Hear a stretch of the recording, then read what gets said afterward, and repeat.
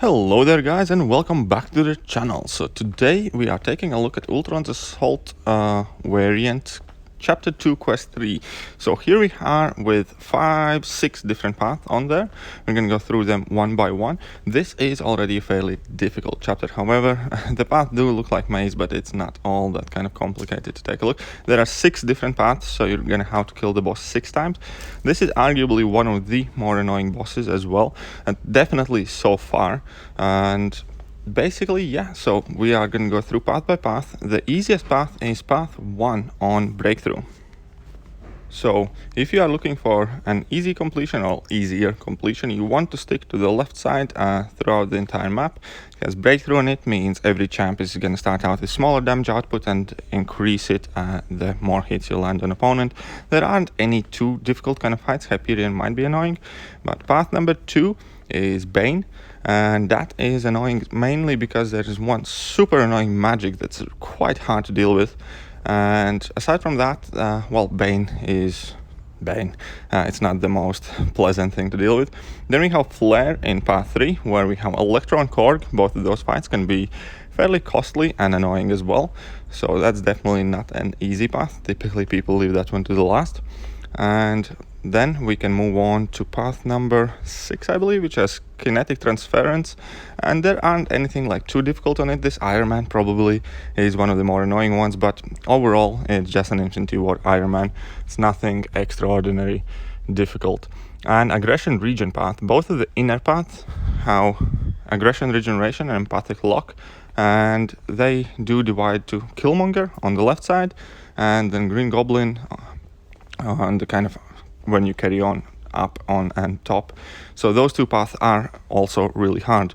Now the global node is power gain 100%, so that makes the entire quest much more difficult, especially when you're dealing with aggression regeneration, Green Goblin, Killmonger, and magic on Bane, which are the main fights we're going to be focusing on. So first fight we're going to take a look at is Electro. Now against Electro there aren't too many good options when you take a look at Mystics and Techs overall, especially Mystics, because Electro deals more damage against Mystic champions, I believe, and he has class advantage and all that stuff.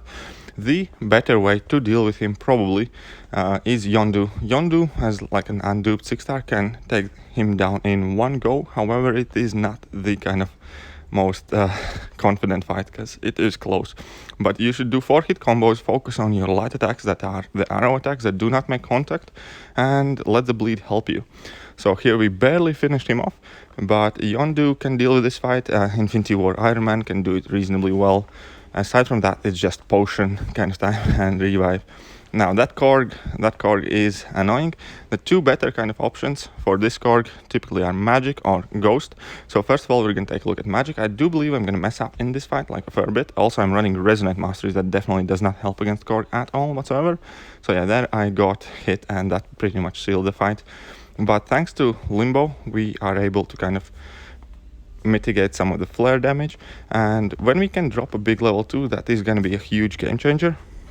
But yeah, basically highly ranked Magic can get through this fight, especially if you put some boosts on. I did make a mistake here, but honestly I spent a lot of time recording fights for this quest, so I decided just to leave it in. So Magic nearly took him down, and here we're going to finish him off with Ghost. Now I'm going to have another slip up in this fight, but the point with Ghost is because you can bypass his damage back with your phasing and then starting your combo with light attacks. Also, while you are phasing, you are not taking any flare damage, so that kind of gives you a longer time to sustain yourself. However, as you can see in this video, sometimes the Korg is stingy with his like level 2, and that can cost you. And now I ate that level 2, which actually kind of worked out for me because I got those fury buffs, and I'm going to be able to do a lot of damage with my level 2 here. Nearly finishing the fight out, phasing it, and the fight's over. Now, Ghost would be also obviously better champion if I was running Suicides, which I was not at the time. So typically, even a 4-star Ghost should have relatively decent time against that Korg.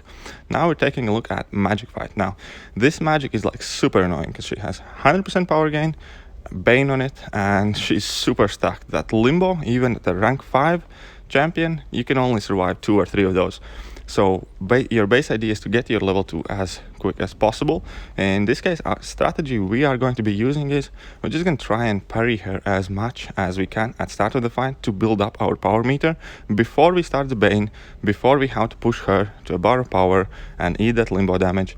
We are just simply going to try and take as many hits in parry, because that slowly but surely builds our power meter. Now, it is extremely kind of tricky thing to do to be fair. It's definitely not the easiest, and this fight is like very tricky in itself. Like, I definitely recommend using some health boost for this one, just to help you survive those initial limbos in case you do need to eat some of them. But here you can see we're already past 1 bar of power. We haven't landed a hit, so Bane is not active yet, and that is super important because that Bane in combination with limbo in combination with power gain usually throws you off. So now we landed the first hit, Bane started to tick, and somewhere in a few moments we're just going to decide to go for it. So here we land another parry to get a good Bane transfer. She activated her limbo, but we have ours active. We can see how quickly it destroyed all our health, but luckily we had a limbo on ourselves. Well, it wasn't exactly lucky, that was kind of the plan, and we did get back some of that health. Now once again we did eat some Bane damage, but limbo helped us to kind of mitigate it, and at this point the fight is under control because she isn't going to get any power, and we can basically be super aggressive so we can transfer Bane efficiently, and we can drop those level 2s, and the fight goes smooth over here. So using magic against this magic, it's all about that initial setup. Once you drop your first level 2, the fight's pretty much sealed. There's not much to it, super easy. So I'm not going to finish it off just because I didn't want to restart the entire path, but now we're going back in with Ghost. And now once again I'm not running Suicide, so that is definitely hindering my damage output. However, we do have Hood Synergy, and what Hood Synergy does is basically says that we are not taking any damage whatsoever so long as we are phasing. So that is essentially our game plan. We want to spend as much time in the phase so we can bypass all the limbo damage, let Bane do some work, dish out some of our own damage in between the activations of limbo, and just try our best to kind of make sure that we survive as long as possible. Now I do believe you can do this fight with like a 4-star maxed out Ghost as well, if you put some boosts on, if you have Suicides on, and if you play a bit better than I did, I suppose. But overall it isn't like too bad of a fight with Ghost. However, yeah, there are very few options that can get through this fight cheaply, because if you do not have like a solid game plan, this fight is definitely going to turn out into Potion and Revive Fiesta, just because of that Bane and Power Gain and Limbo. It's a nasty combination, and you only being able to use Tech and Mystic Champions doesn't leave with too many options to deal with this fight. However, as we can see here, if you have a big stacked magic, ideally on some boost or a Ghost, you can get through this fight relatively alright. You're still gonna lose a bunch of health, but at least you don't have to revive.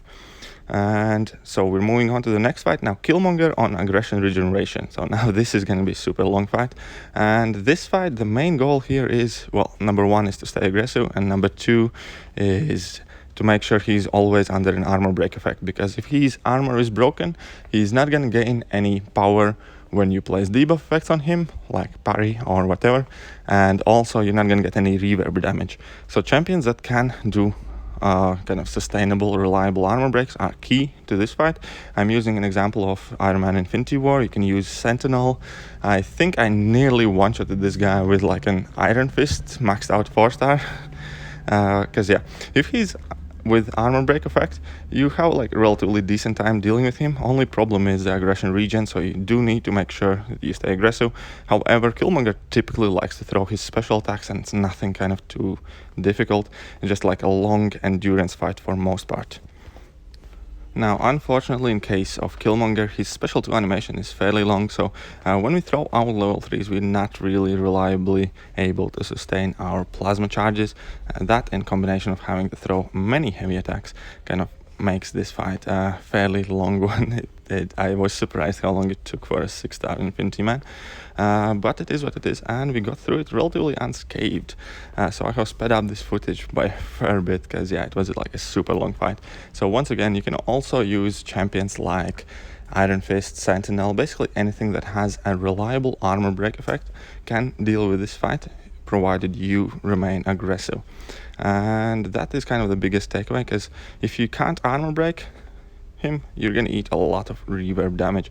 Also, Empathic Lock kind of hinders magic in this matchup because you get power locked constantly yourself, and yeah, it's just not overly easy time. So definitely the best approach is to use armor break champions against this guy. Otherwise he can be a real pain to deal with his reverb damage. He's gonna eat up a lot of your health. But here we can see that the fight is closing into an end, 200 hits in, so yeah, definitely was not the quickest one to record. Once again, Sentinel, Iron Fist, other armor break champions are also good for this fight, so do take advantage of that. Do not go and fight this guy without an armor break effect, because it's going to cost you a lot of health. And after this fight, we're going to go on to the other, more annoying aggression regeneration path. Right, so now we're headed to Green Goblin, which is arguably the most annoying fight on this map, mainly because of how long his special attacks are, and with that power gain, he often refuses to throw them, and that heal just goes way out of hand. And you can use like vision against this guy to a reasonable amount of success, especially if your vision is high signature level. Then you're not going to have that bad of a time, plus that heal block might save you at times. But by far the easiest strategy to deal with this Green Goblin is just to ignore his power bar altogether whatsoever. Use Ghost with Hood synergy and just attack him as aggressively as you can. If he throws his special attacks, fine. If he doesn't, you don't care about it. You just keep pushing him to 3 bars of power and eat the level 3. It's gonna place like a debuff on you. That's also gonna let you heal up a bit. And overall, you're not gonna have too bad of a time. Once again, you can easily use 4-star Ghost to do exactly the same thing with your 4-star Ghost. Suicides are preferred. Unfortunately, in this video, I was not using them because well, I had to have a different setup on for this, but yeah. So Ghost against this aggression regeneration Green Goblin is a really good matchup, just because you can deal with the aggression regeneration relatively well by ignoring his power meter, attacking as much as you can. Also, his level attack 1 gives you a fair amount of power, so you are able to get to your own level 2s reasonably quickly, and that is going to help you with more damage output and just going to help you seal this fight out. Overall, you're gonna eat a bunch of his level 3s, however, they do not really have any damage over time debuffs. If they do, Ghost converts them anyway, so you don't have any issue eating them. And that's about it. Sorry, they do have damage over time debuffs, but yeah, Ghost converts them into Fury, so that increases your damage output. That actually helps you. And nothing kind of like too complicated once you actually go into a bit of a Hakuna Matata mode, because the biggest issue here is that aggression regeneration and how long his special attacks are and baiting them out. And I have seen many people struggle a lot against this guy, just trying to bait out his special attacks and him regening insane amount. But yeah, easiest way by far is just ignoring the power meter. And now that more or less kind of concludes the more annoying fights in this map, and we're gonna take a look at the boss, because the boss is a real piece of work as well. So basically this boss has 2 ways of placing fatigue debuffs on you. It's whenever he evades, and he has a fairly solid chance to evade your attack. If he does evade your attack, you're going to have a fatigue debuff placed on you. Also, you have a chance to get fatigue on you every time you strike him. So no matter what you do, there is some sort of chance to get fatigue debuff on you. With that fatigue debuff also comes passive power drain that's going to take away all your power. The key aspect in this fight is to basically rely on your heavy attacks and use high damage champions for most part. And the fight should simply go parry, heavy, check if you have fatigue on you. If you do not, repeat that. If you do have fatigue placed on you, you need to stall, you need to dance about, you need to percolate, and that is kind of your goal. Now with Star-Lord isn't exactly an ideal champion for this fight, because his heavy attack has 2 hits. If this drone places fatigue on you, on your first hit of the heavy attack, then you're going to take damage back from your second hit. So yeah, every time you strike him, if you have fatigue debuff on you, you lose a reasonable high amount of health. So you definitely want to avoid hitting him when you have fatigue debuffs on you. And that is the strategy, more or less. You want to parry heavy. In case of Star-Lord, build up a combo meter. The key aspect here also is to have willpower mastery active, because whenever he places fatigue debuff on you, it activates willpower. It lets you heal up a bit, and that lets you kind of negate that chip damage you're going to be taking from parrying, because this guy's stacked. He's like 50k, and even parries do hurt. and they do all add up. Another really great option against this guy is Nebula. Unfortunately, I did not manage to record any footage using Nebula against this boss, and my Nebula is fairly low ranked anyway, so it always turns out to be like a super long fight. So what you want to do with Nebula is you want to treat it as basically any other fight where you deal with robots. You want to build up to 6 of your shock charges and then never ever use them. That will absolutely reduce his ability accuracy to 0. Means he will never evade, he will never place fatigue on you. That means you turn this fight into kind of like a regular vanilla fight where you don't have anything to worry about. So Nebula is definitely a safe kind of option. You can do it with like 4-star Nebula maxed out, or like rank 3 5-star, but it is going to be a long fight because Nebula's damage output isn't the biggest. These bosses are bulky and you have to kind of count on several hundred hits per fight. Now, another great option for this guy is Stark Spider-Man, and Stark Spider-Man is good because of a few reasons. Number one, he has 1-hit heavy attack. That means you do not risk taking any damage back from accidentally hitting him under fatigue, because you are able to see whether he places fatigue on you after each heavy attack and then decide kind of like what you want to do.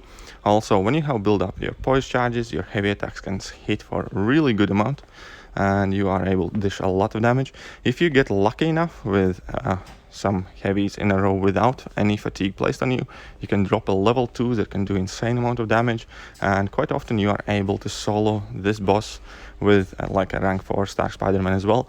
Important thing here is, once again, to have that willpower mastery to mitigate that chip damage you will be taking. One thing you do need to be worried about in this fight especially is that passive weight Stark Spider-Man has. It actually messes me up more often than I would like to admit, and 1 or 2 hits against this guy, it's pretty much lights out for a majority of your health, and that can completely kind of ruin your fight. I think that is also more or less what's going to happen in this fight or here. And here, needlessly, I threw another heavy attack while I was under fatigue, so that was my mistake. But overall, yeah, Stark Spider-Man is a really good option for this fight just because of how much damage his heavies can dish out, and the fact that his heavies are a single hit heavy attacks. Now, I'm not going to show entire fight because video is already dragging way too long. And lastly, another great option aside from the ones mentioned is Ghost, because Ghost prevents opponents from evading. So you just simply want to kind of stick to 1-hit combos, and that is about it. It makes a fairly simple fight. You still need to worry about getting fatigue on you and then kind of having to dance about, but overall it's not too bad of a time using Ghost. Yeah, she can definitely handle this fight relatively well as well. But that will be about it for today's video. I hope you guys did enjoy it. I hope you guys find this useful.